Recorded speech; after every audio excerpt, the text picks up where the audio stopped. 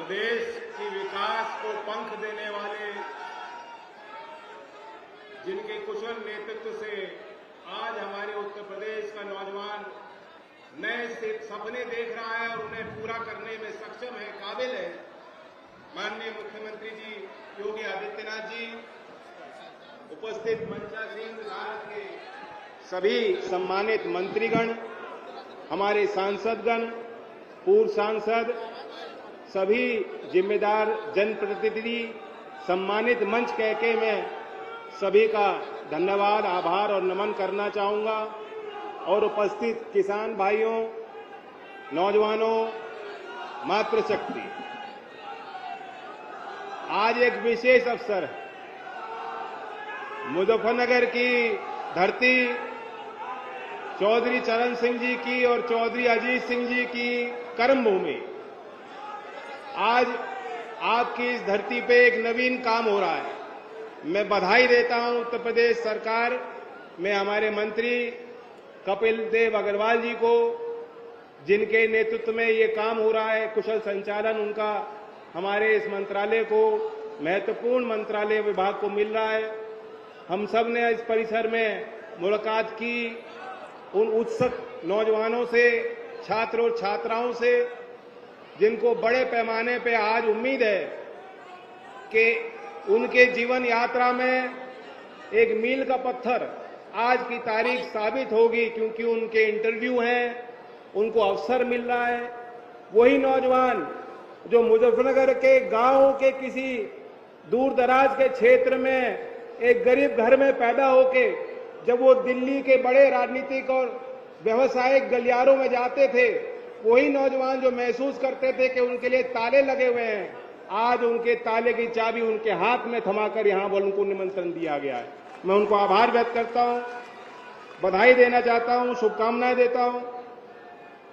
संत कबीरदास जी ने कहा था कि तिनका कबू न निंदिए जो पावन तर होए, कबू उड़े आंखिन पड़े तो पीर घनेरी हो। यानी किसी भी चीज को आप छोटा और तुच्छ और अब से कमजोर समझोगे और आंकोगे तो आगे कष्ट होगा। हमारी सरकार भी इसी सिद्धांत पे चल रही है, सामंतवाद के खिलाफ, और समान अवसर सबको मिले, सबके प्रयास और पुरुषार्थ का सम्मान हो, संवैधानिक मूल्यों की रक्षा हो। यही एक मूल सिद्धांत हमारी भारत सरकार और एनडीए की सभी तमाम राज्यों में संचालित सरकारों का है। और ये उसका परिणाम है कि जो किसानी करने वाले लोग समझते हैं, जो गांव में मजदूरी करते हैं, वो लोग समझते हैं कि आपकी मेहनत के खून और पसीने की कमाई सुनिश्चित हो, सुरक्षित हो, इसके लिए भी यहां उत्तर प्रदेश की सरकार लगातार काम कर रही है। मैं बधाई देना चाहता हूं। मंत्री जी ने अभी कहा 400 की बात कही, 400 की बात नहीं थी, बात तो 400 पार की थी, और 400 पार आपने करके बड़ा काम, बड़ा उपकार दिया।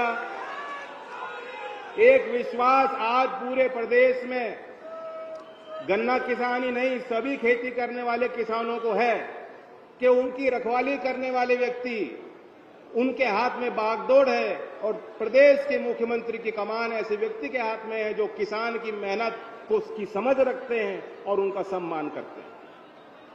ये बहुत बड़ी बात, और इसका मैसेज दूर तक गया। साथ साथ आपने उद्योग में कैसे सुधार हो सकते हैं उस पर आपने लगातार आप बल देते हो, चाहे मोरना का हो, बागपत का हो। हमारी जो शक्ति है, क्षमता है कि जो पैदावार गन्ने की खेत में हो रही है वो मिल तक पहुंचे, उसका प्रोसेसिंग हो और उचित मूल्य किसान को मिले।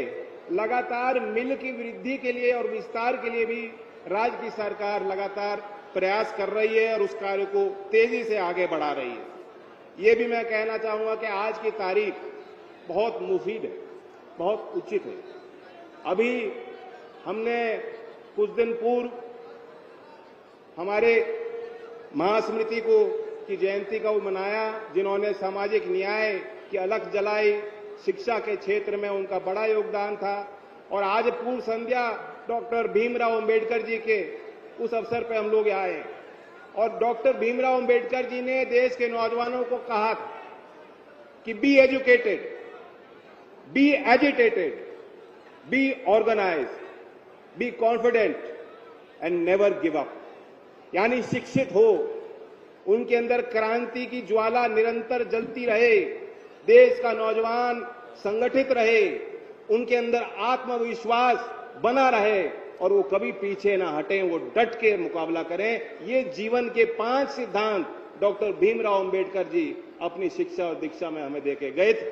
और उसी युवा शक्ति के निर्माण के लिए आज ये कार्यक्रम यहां आयोजित है। मैं धन्यवाद देता हूं कि लगातार जो राज्य की सरकार है और जो केंद्र की सरकार युवाओं पे ध्यान दे रही है, उस कार्यक्रम को आगे बढ़ा रही है। अभी केंद्र सरकार ने बजट पेश किया और क्योंकि आज का पूरा आयोजन युवाओं पे ही केंद्रित है, मैं बताना चाहता हूं कि अप्रत्याशित बढ़त, सबसे आज तक के देश के इतिहास में सबसे ज्यादा बजट स्कूल एजुकेशन के विभाग को केंद्र सरकार ने आवंटन दिया, 83,000 करोड़ रुपए का आवंटन। मैं धन्यवाद देना चाहता हूं प्रधानमंत्री जी की विजन के कारण ये जो आवंटन बढ़ रहा है और ये एक निवेश नहीं, एक नौजवानों पे विश्वास है। कौशल विकास मंत्रालय का बजट, केंद्र सरकार के बजट में इस साल में 63% की वृद्धि कौशल विकास मंत्रालय के बजट में की गई है। और उसी दिशा में हम उत्तर प्रदेश को देखें, क्योंकि बजट सत्र उत्तर प्रदेश के राज्य सरकार ने अभी संपन्न किया। 9 लाख करोड़ का बजट, 9 लाख करोड़ से ज्यादा का बजट शायद आपने यहां पेश किया है। कल्पना कीजिए, अभी जो तिनके की बात हो रही थी, उन तिनकों को सवार के, उनको इकट्ठा करके, उनकी शक्तियों को बढ़ाकर नीचे से ऊपर लाने की कोशिश में आज उत्तर प्रदेश की सरकार 9 लाख करोड़ का बजट पास करने जा रही है।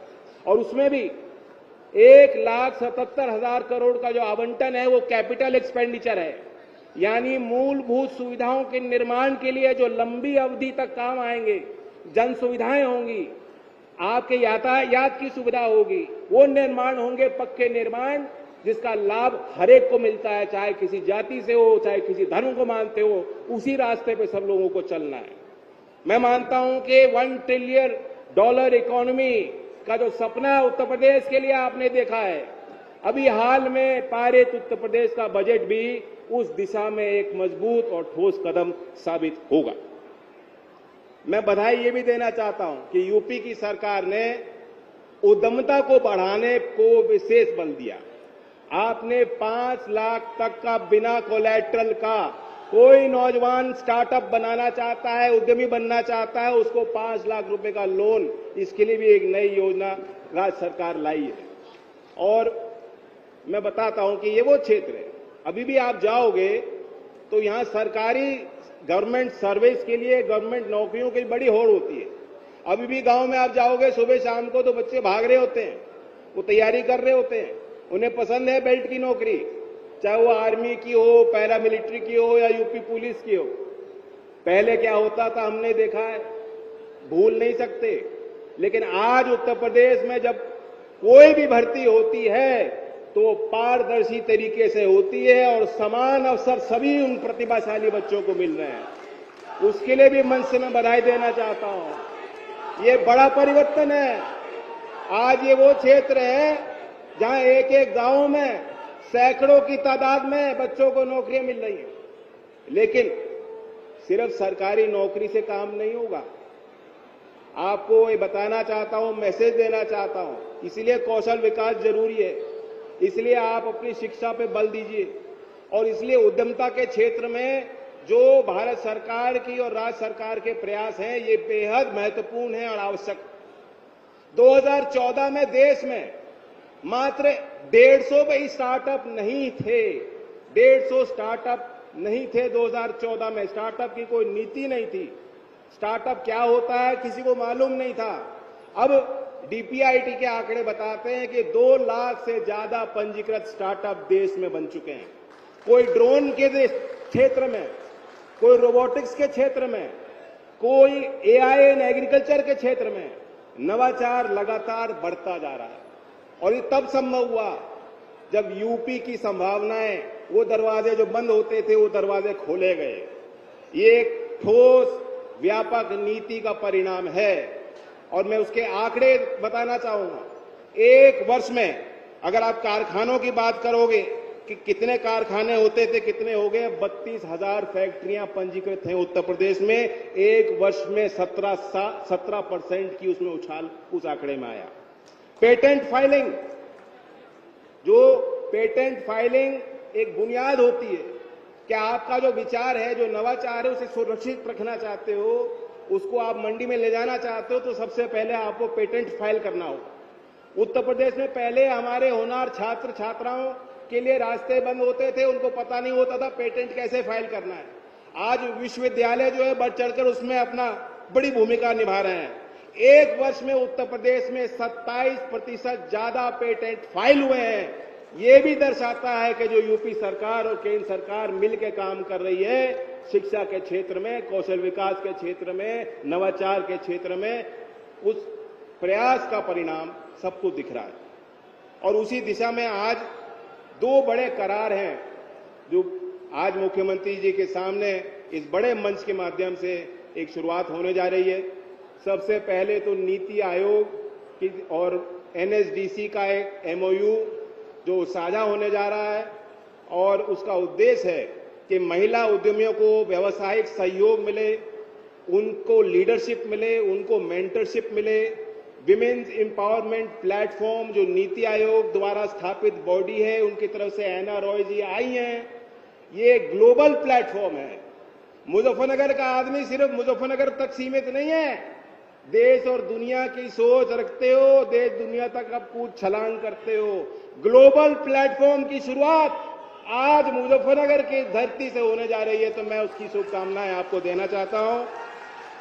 कई राज्यों में ये स्कीम चलेगी, लेकिन मैं धन्यवाद देता हूं विमेन एम्पावरमेंट प्लेटफॉर्म को, जिसने कहा कि हम शुरुआत उत्तर प्रदेश से करेंगे पहले चरण में।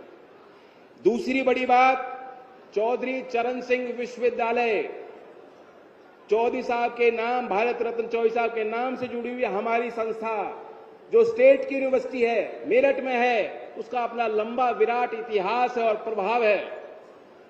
गूगल जो विश्व की बड़ी कंपनी है, एआई के क्षेत्र में, टेक्नोलॉजी के क्षेत्र में, गूगल और विश्वविद्यालय का एक करार और एमएचडीई का, हमारे मंत्रालय का एक करार हुआ था, और एक रोड मैप कि आर्टिफिशियल इंटेलिजेंस को आप देश के कॉलेजेस में, देश के पॉलिटेक्निक्स में, देश की आईटीआई में, देश के विश्वविद्यालयों में आर्टिफिशियल इंटेलिजेंस को पाठ्यक्रम में कैसे ला सकते हो, संस्थाओं के प्रशासन में कैसे ला सकते हो, एक रोड मैप तैयार किया गया है। उसका भी मैं उल्लेख करना चाहता हूं। मुख्यमंत्री जी के कर कमलों से उसकी भी एक शुरुआत हो जाएगी, रोड मैप पेश किया जाएगा सभी के अध्ययन और विचारों के लिए। मैं महिलाओं पे विशेष एक बात रखना चाहता हूं, क्योंकि आज देश के इतिहास में एक बड़ा मोड़ आने वाला है, जिसकी सुगबुगाहट आप सब तक पहुंच गई होगी।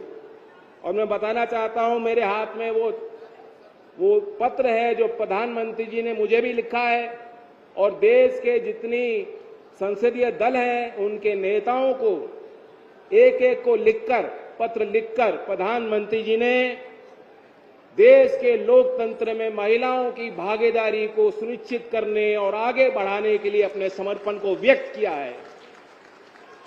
हमें ध्यान देना चाहिए, देश की आधी आबादी है, लेकिन जब वो देश की आधी आबादी जिम्मेदारी लेती हैं, जब वो करवट लेती हैं, तो पूरे समाज को आगे बढ़ाने की शक्ति रखती हैं। तो उस महिला नारी शक्ति के का नमन करते हुए मुझे पूरी उम्मीद और विश्वास है कि 16, 17 और 18 तारीख में पूरे देश की, सिर्फ महिलाओं की नहीं, समूचे समाज की नजर भारतीय संसद पर टिकी होगी, जहां से नया इतिहास रचने जा रहा है। मैं अपनी तरफ से, अपने दल की तरफ से, मुजफ्फरनगर के इस मंच से ऐलान करता हूं कि हमारे सभी सांसद, हमारे प्रतिनिधि तत्पर हैं, तैयार हैं और उत्सुक हैं कि वो कानून पारित हो और महिलाओं को उनका असली हक और अधिकार और उनकी गिनती दी जाए।